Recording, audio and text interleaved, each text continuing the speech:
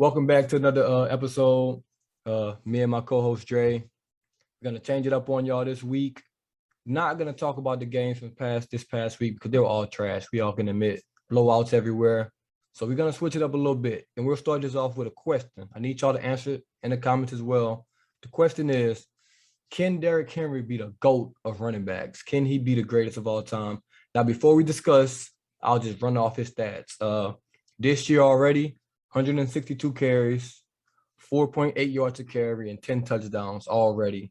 And his career averages are, he's 1,344 carries, 6,643 yards, averaging 4.9 yards a carry, 65 touchdowns, and it's only the beginning of year 6. So, Dre, take it away.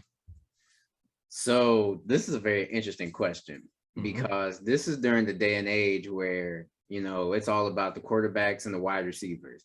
Like it's a passing league now. So you're not really comparing him to, today's running backs. You're more so comparing him to, I would say the last like modern running back, like great modern running back would be like Adrian Peterson and LaDainian Tomlinson. Those are the last two.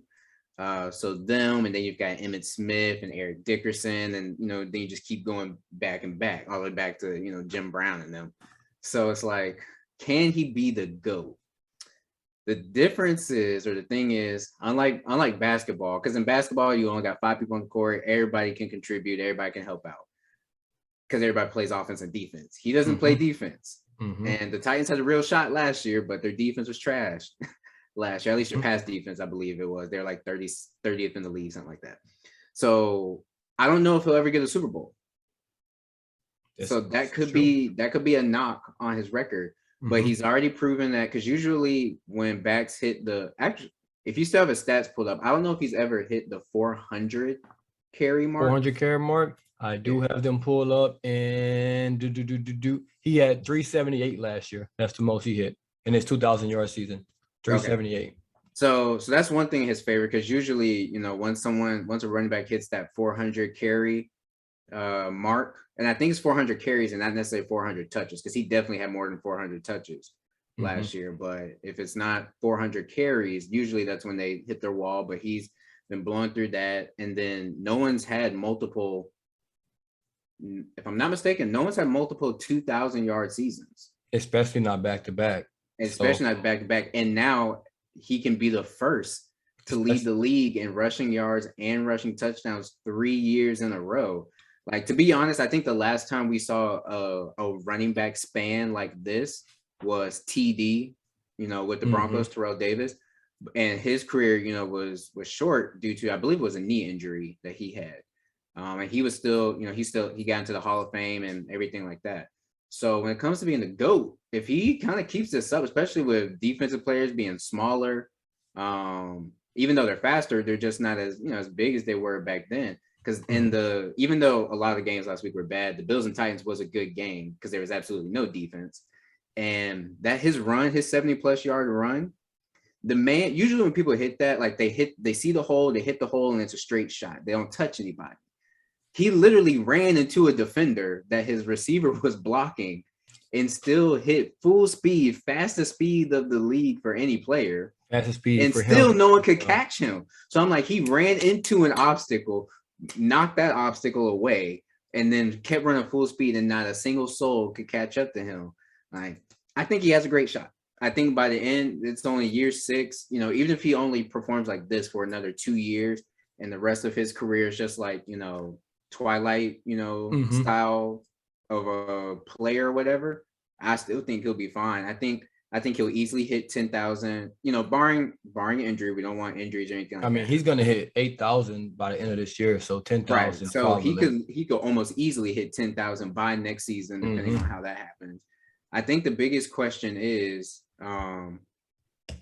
does he get Emmitt's rushing record? His I don't know if he'll get the rushing yards record, but I believe it's Emmitt. I believe he has the rushing yards and rushing touchdowns. I would probably say so. So I don't know if he'll get the yardage, but he might get the touchdowns, especially with the way that the Titans do feature him. I don't know. this year, just some quick math. It's been 6 games. If he just keeps this pace, he will finish this year with 459 carries and 2,220 yards this year. I don't think the carries will keep up, I don't think, but just at this pace through 6 games. 6 games is a nice sample size of kind of what because you're you gonna also do. got to think the Titans' passing offense hasn't really been AJ what it Brown's was been last hurt. season. Julio's been hurt. So Yeah. So, but hey, I do expect that to come down a little bit. But I mean, once their passing offense gets going like it started last night, you'll see his yards per carry go up because people now have to equate for that. And but long story short, I really think by the end of his career, if he's not the GOAT, he'll be top 3. I agree. My top 3: Barry, Adrian Peterson, and I think he'll be in the mix as well. Barry Sanders, he just can't be the GOAT for me because he retired too early, but he never had a season under 1,000 yards, I don't believe. Like, just 10 years of straight balling for Barry Sanders. Has a 2,000-yard season. Adrian Peterson has a 2,000-yard season. Henry has a 2,000-yard season. They'll all have that. Barry's probably the best in the passing game. I think Henry might be the worst in the passing game, but I mean, none of them were like the greatest in the passing game. Like, it was more of a Marshall Faulk LT type thing. But to answer the question, I think he can. As much as I hate to say it because he's a Bama player, I hate to say it, he might go down as the GOAT. I mean, at this rate, only thing that concerns me is maybe the injuries can build up because he's taken a lot. He's already got, I mean, I think 1,340 carries in his career, and he's on pace for 1,500 by the end of this year, 1,500 plus through 6 years. That's kind of insane for that many carries in 6 years. So plus playoff carries, you just start to add those up. That's more and more hits. And he did the same thing at Bama. He was averaging 30 carries a game. In high school, he averaged like 45 carries a game. I know y'all seen that graphic before where he rushed for like 600 yards a game or something crazy. But yeah, as long as he can stay healthy, I mean, he's got a shot. He looks like a different breed. And I mean, we'll see. We'll see down the line. The man's what, 6'4", 250, probably heavier than 250, but they have him listed at 250. But yet he's out here dusting everybody on the field. Like, can't nobody catch him. It's just, now the only thing that will help him, with the injuries and having the longevity is the fact that everybody's smaller and they're not laying those big hits. And I really feel like he's probably one of the top 5 people in the entire league where people will admit, I am afraid to tackle this person. Probably top 3, actually. Final straw, 1-word answer. Will he be the GOAT when he retire? On the spot, yes or no? Yes. I say no. Hey, we'll see. We'll still have this going 10 years from now. We'll see who was right. But LT's still my GOAT, though. And Reggie Bush is still a GOAT, but that's neither here nor there. But I think you want to talk about your Eagles, if I'm not mistaken, before we get to these games of the weeks. Cool. Philly fans, if you're watching this, which I hope you are, some of you are probably feeling the same way I'm feeling. I'm not even too mad at our record. 2-4, I didn't expect it to be much better than that. The Cowboys game did go a whole lot worse than what we would have liked it to, because it's just the fact it's Cowboys. But we're seeing what the Cowboys have been doing all season long, all that kind of stuff. We beat the Falcons. At first, that looked great at the beginning of the year, but the way the Falcons have been playing, it's like, well, crap. It doesn't really matter that much. Doesn't show much. And then with the Panthers, at first that win looked great because it was a come from behind win against a hot team and all that kind of stuff. But the Panthers started 3-0. They've been 0-3 these last couple of weeks. 3-0 with McCaffrey in the lineup, 0-3 with McCaffrey out the lineup. Sam Darnold was looking like, a Pro Bowl quarterback in the first 3 weeks. Now he's looking like Sam Darnold of the Jets. So none of our wins are, technically what you would call quality wins as of right now. But that's not even my whole point for all of this. My point for this rant is Nick Sirianni. We just had this conversation about Derrick Henry, who is the featured back for the Tennessee Titans. No matter what the score is, as long as it's close, they're handing him the rock. They're keeping him involved in the offense. They're utilizing his skill set. Why in the world do we have 11 players going out into the field all the time, but we're only utilizing 10 of them? Because whoever is out there for running back they're just out there just because we need 11 people on the field, but they are not being used whatsoever. I mean, how could you go through the Cowboys game? And I believe we had 3 carries by our running backs, 1 by Gainwell and 2 by Miles Sanders. And Miles Sanders didn't get his first rush until the second quarter. And he ended up with 2 rushes for, I believe it was 26 or 27 yards. So the man's averaging 13 yards a carry. And you're just like, nah, I'm not going to do it. I'm not going to call it. Now I understand we have a mobile quarterback. We call a lot of options, a lot of RPOs, things like that. But you can also understand that you can call dedicated run plays. You can say, look, Jalen, this is a dedicated dive play for Sanders. This is a dedicated stretch play for Sanders. We need to, every week at the press conference saying, yeah, we got to get Sanders involved. Yeah, we got to get Sanders involved. Then do it. Because throwing all the little swing passes and all that kind of stuff because Jalen's anticipation is so slow, or I don't want to say it's so slow, but he hesitates. He just waits to pull the trigger. So by the time he sees Sanders in the flat and he throws it to Sanders, the defense has already realized, oh, there's a check down player. Let me get over there. So he's only picking up a yard or two. Like it's not helping him. And now it's making Sanders look like he's not worth much.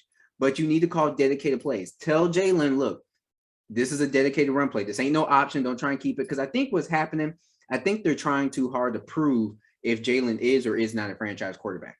Just let the season play out, because a quarterback's best friend is a running game. If we get the running game going, defenses start, crowding up the line. It opens up more space for our receivers out there. So now you can actually see, okay, can Jalen, can he pick up on this? And now he's got one-on-one coverage. I'm pretty sure, look, unless Devontae is going up against people like Stephon Gilmore, Jair Alexander, Jalen Ramsey, stuff like that, those people give him, some type of competition because he's a rookie. He just hasn't, figured him out yet. But I'm pretty sure after a while he'll be fine against them. But any other cornerback in the league, Devontae Smith's going to be fine one-on-one against them. Rager, we have our issues with Rager, but he's been beating people deep this season. Jalen just can't get him the ball. So the thing is, if you work the running game, call some run plays, some dedicated run plays, get these safeties to come up, get these linebackers to come up, you'll help Jalen even more than what you're doing right now. Because I'm not even going to talk about your play calling, because your play calling has been all kinds of crazy. Like you're aggressive when you need to be aggressive, or you're aggressive when you don't need to be aggressive, and you're not aggressive when you need to be aggressive. Like you got it all backwards and everything. It's like I thought Mike McCarthy was bad when it came to clock management and time management and game planning, but Lord, I understand you're a rookie coach, but you're getting up into that spot right now.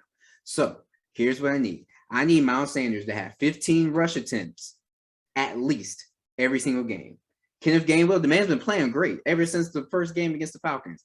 He needs to have like 5. So that's 20 rush attempts right there. If you want to throw it the rest of the game, throw it. If you want to, leave the option to Jalen to throw it, run it himself or hand it off, cool. But 20 dedicated run plays. We have a great run blocking offensive line. Like, utilize it. That's all I'm saying. Utilize Miles Sanders. Because now it's helping us, because right now, because his contract's up, if I'm not mistaken, after this year. So if he's due for a contract, or it might actually, no, it's next year. So when he's due for a contract, we could be like, look, man, you ain't putting up these numbers. We can get you for the cheap. So that could work in our favor, but it could also work against us, where he's like, I'm going to go out here, get more money, and go to an offense that's going to utilize me. And then it's just going to be like every other person that leaves us. They're going to leave us, go somewhere else, do great things. And we're just like, well, we could have had them. We could have kept them. So I need you to utilize Miles Sanders. I need you to utilize Kenneth Gainwell in the run game, not just a passing game. Also, call better plays, because Jalen, the hesitation is just not there. All these long performing, these long drawn out plays that take time to develop, these long developing plays, that's what I was trying to say. It's not there. It ain't, no, I'm sorry. So we're already tanking. We just traded Zach Ertz. I'm gonna miss you, dog, but we just got to do what we got to do. So Nick Sirianni, it's been 6 weeks. We got 11 more games now because of the new season. You got time to fix it. I'm gonna need you to fix it. Run the ball, please. That's the end of my rant for right now until he changes his mind. Because we give the ball to Tom Brady so fast because we're going 3 and out. We're not running the. Oh Jesus. Hey, I was on mute and I tried to stop you, but you kept going. But all right, we're going to hop into these games of the week. straight predictions. One word answers, or one team answers, I should say. Rapid fire. I'll go first on the first one. Broncos, Browns. I got Broncos. Who you have there? Broncos. I'm gonna skip this. Texans versus Cardinals. Yeah, we got it. Bucs versus the Bears. How about that one? That's different. Bears are at home, I believe, if that helps. Ooh, I like that Bears defense, but I hate voting for Tom Brady, but I really need a win for our record, so I'm gonna go Bucs. Facts, me too. I've went against the Bucs every week, but shit. Maybe reverse. Hey, if I pick them and they lose, then that'll be my thing for now on. I'm changing it up. Picking the Bucs. I know I said one team answer, but who cares? Colts versus 49ers. I think that's a good one there. Ooh. It's a good one. We don't know who the quarterback is, so right now I'm gonna say Colts. And I'm going to say 49ers just to be different because we can't have the same five. Oh, wait, but Colts just lost Paris Campbell. Okay, well, you can change it, and then I'll change mine. I'm giving you the option. option. I'm gonna stick with Colts. All right, because I would say T.Y. came back too, blah, blah, blah, same thing. And then the last one, Saints versus Seahawks. Geno Smith's not doing it. The Saints. I don't know. Cam might be their quarterback by then. If he could pick that offense up in 4 days, then he's the greatest of all time. But, hey, man, as if for this episode, let us know in the comments. Do you think Derrick Henry can be the GOAT? Yes, no, why or why not? Drop y'all picks for game of the week. It's another episode, and we are out. Deuces.